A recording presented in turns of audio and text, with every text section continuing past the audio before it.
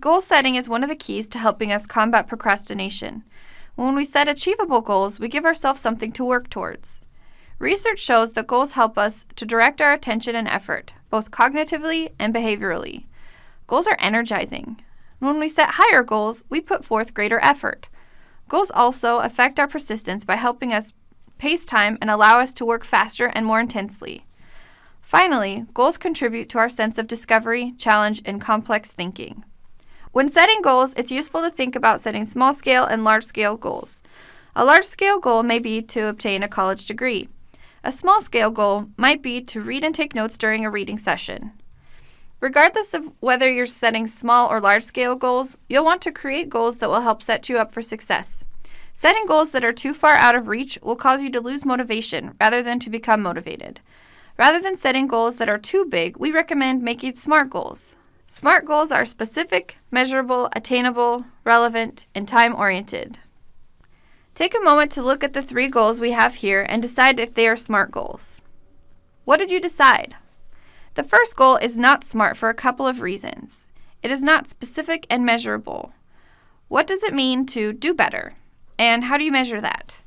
You can make this goal a SMART goal by reframing it. I will do better in school next term by getting all B's and A's in my 3 classes. The second goal is not a SMART goal for most college students. The smaller steps it would take to be able to acquire a commercial pilot's license are not conducive to a student's schedule. And so, while it is time-sensitive, it is not an attainable goal at this time frame and does not fit the criteria for SMART goals. The third goal, however, would be a SMART goal because it fits the 5 criteria.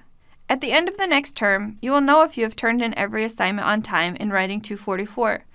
You can also check your progress towards this goal each time an assignment is due. Did you meet the deadline?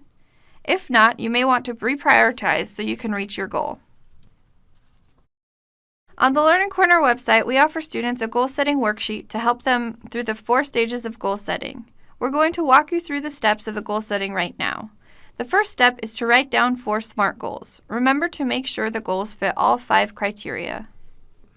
In our example, we have apply to summer internship by January 24th, turn in final term paper by the Wednesday before Thanksgiving, get an A in history class, and fill out the term at a glance form during the first week of winter term. Now it's time to pick a goal. Let's assume we're making this list during fall term. I'll pick the final term paper goal because it's probably first on the list to get done.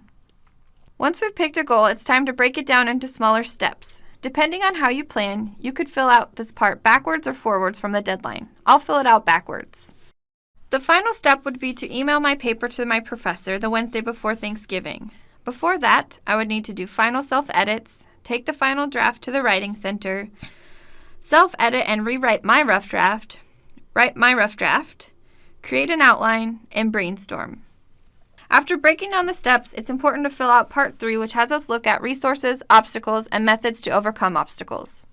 The resources I have for achieving this goal are the Writing Center, my peers in my class, my professor, my textbook, research articles, and others. Obstacles that might get in the way could be football games, work, other classwork, family, and most likely friends.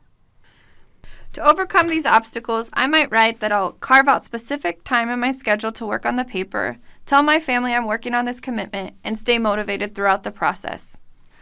For Part 4, I get to think about my future success. Once I have achieved this goal, I will be able to sit down with my family to eat Thanksgiving dinner without going into the other room to study or write my paper. I will be more relieved during finals week and will be able to focus on my other final exams. Thus, breaking down this goal has helped me to feel better prepared for multiple successes.